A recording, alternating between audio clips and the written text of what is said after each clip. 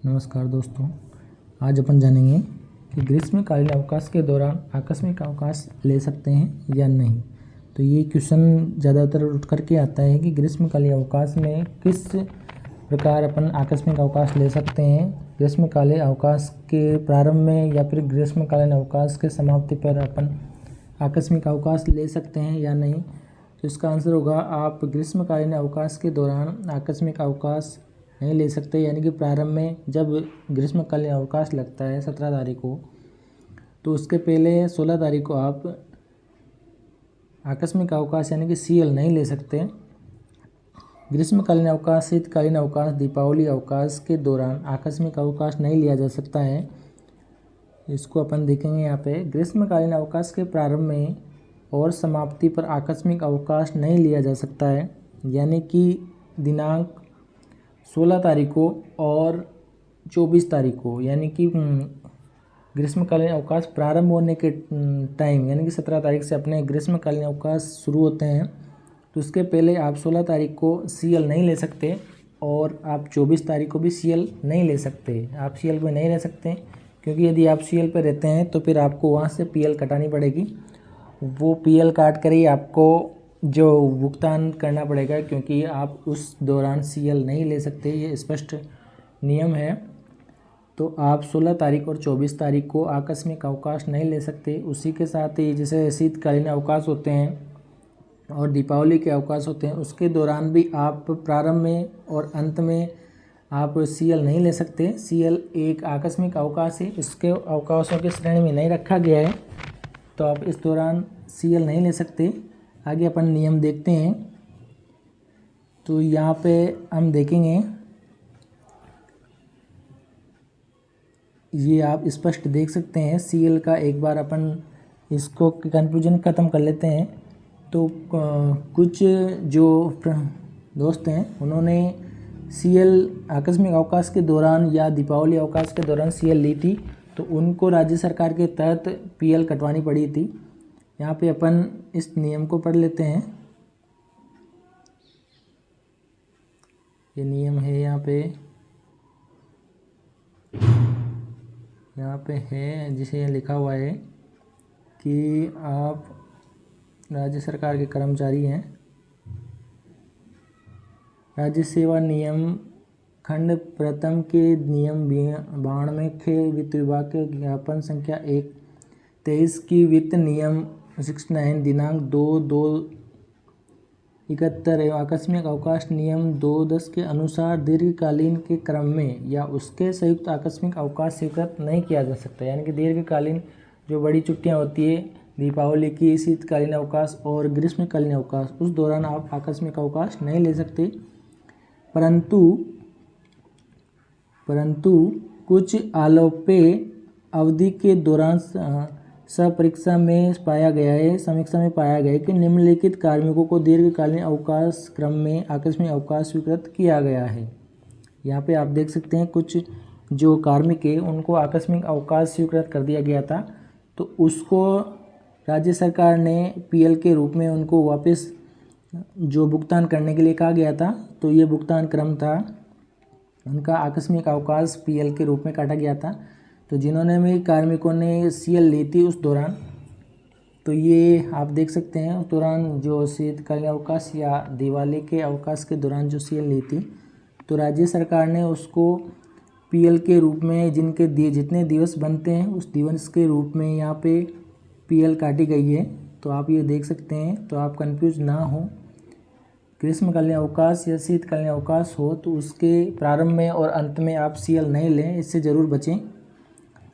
और एक और कन्फ्यूजन है जो प्रोबेशन वाले जो कैंडिडेट हैं उनके लिए, कि उनकी जो गणना है CL की वो किस प्रकार होगी। उनकी गणना उनके प्रोबेशन ज्वाइनिंग टाइम से और उनके टाइम पीरियड तक होगी या फिर जुलाई से और जून तक होगी। तो ये आदेश है बीकानेर का, इसमें कहा गया है, इसको अपन स्पष्ट रूप से पढ़ते हैं कि इस कार्यालय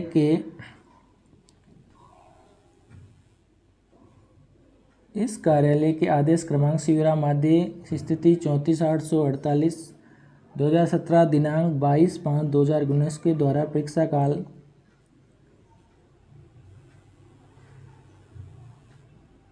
में आकस्मिक अवकाश के संबंध में निम्नानुसार आदेश जारी किए थे। राजस्थान सिविल सेवा नियम 2017 अधिसूचना नियम 17 जयपुर दिनांक 30/10/2017 नियम 16 अधिसूचना 34 की टिप्पणी के अनुसार प्रोबेशन में eligible for counselling leave for 15 days in calendar year for period of less than A calendar year it shall be admissible in probation on the basic of completed month. आकस्मिक अवकाश जनवरी से दिसंबर तक की अवधि को कैलेंडर वर्ष मानकर स्वीकृत करने का आदेश जारी किए गए थे।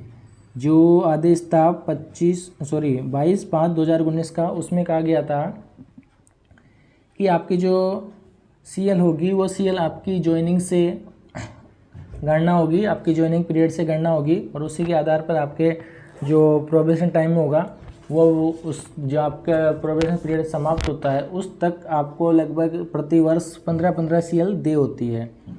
तो उसके बाद में जो 22/5/2019 का आदेश था उसको संशोधित किया गया है। उक्त आदेश को राजस्थान सेवा नियम 2051 खंड द्वितीय के परिशिष्ट के 1 में प्रावधानानुसार संशोधित किया जाकर शैक्षिक विभाग यानी कि जो अपने विद्यालय शैक्षिक विभाग है तो उसमें विश्रामकालीन विभाग के शैक्षिक कर्मचारियों के लिए आकस्मिक अवकाश कैलेंडर वर्ष जुलाई से 30 जून तक रहेगा। पहले जो होता था, पहले ज्वाइनिंग से ज्वाइनिंग रहता था, यानी कि पीरियड जो आप ज्वाइन करते थे उस ज्वाइनिंग डेट से आपके सीएल की गणना होती थी। लेकिन अब ये जो आदेश है, इस आदेश के तहत 4/9/2019 का आदेश है। इसके पहले के आदेशों में ज्वाइनिंग टू ज्वाइनिंग आपकी सीएल की गणना होती थी, लेकिन अब आपकी जो सीएल की गणना है वो 1 जुलाई से 30 जून को होती है। तो आप देख सकते हैं विभाग में कार्यरत परीक्षाकालीन विभागों को नियमित शिक्षकों के लिए वर्ष के संबंध में राजस्थान सेवा नियम 1951 खंड द्वितीय के पृष्ठ में संबंधी प्रावधान समान रूप से लागू होंगे। तो इसी डेट से 4/9/2019 से इसी डेट से आपकी जो सीएल की गणना है वो 1 जुलाई से 30 जून तक रहेगी। अब आगे देखते हैं।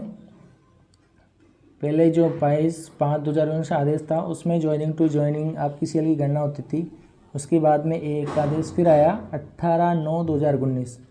तो इसमें कहा गया था कि जिनको 22/5/2019 के आदेश के तहत, इस आदेश के तहत जिनको सीएल मिल चुकी थी या जिनको सीएल जारी कर दी गई थी, उनकी सीएल 4/9/2019 के आदेश के तहत यानी कि 1 जुलाई से 30 जून के आदेश के तहत उनकी सीएल की गणना की जाए।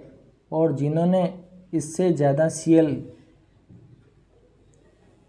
का उपभोग किया है वह उस सीएल का एरियर के रूप में, यहाँ पे आप देख सकते हैं, ये प्रभावित कार्मिक को दे एरियर राशि के भुगतान के रूप में वसूली की जाएगी। तो उन जिन्होंने भी सीएल 22/5/2019 का जो आदेश था उसके तहत ज्वाइनिंग टू ज्वाइनिंग सीएल का उपभोग कर लिया था, तो वो आदेश संशोधित करके जो 4/9/2019 का आदेश था उसके तहत आपकी सीएल 1 जुलाई से 30 जून कर दी गई थी। तो उनसे ज़्यादा जिनके सीएल बनती थी या जिन्होंने उपभोग कर लिया था तो उनकी वापस उनका भुगतान किया गया, उनका एरियर के रूप में उनको राशि भुगतान में ली गई और वो सीएल कटवाई गई पीएल के रूप में, या फिर उनका पेमेंट के रूप में उनके सीएल को काटा गया था। तो ये आप देख सकते हैं, ये स्पष्ट है, आप ज़्यादा कंफ्यूज ना हो। आप प्रोबेशन में अब सीएल की गणना 1 जुलाई से 30 जून रहेगी, ये कन्फर्म है। तो थैंक यू दोस्तों, हमारी ये छोटी सी जानकारी। ग्रीष्मकालीन अवकाश के दौरान आकस्मिक अवकाश आप नहीं ले सकते।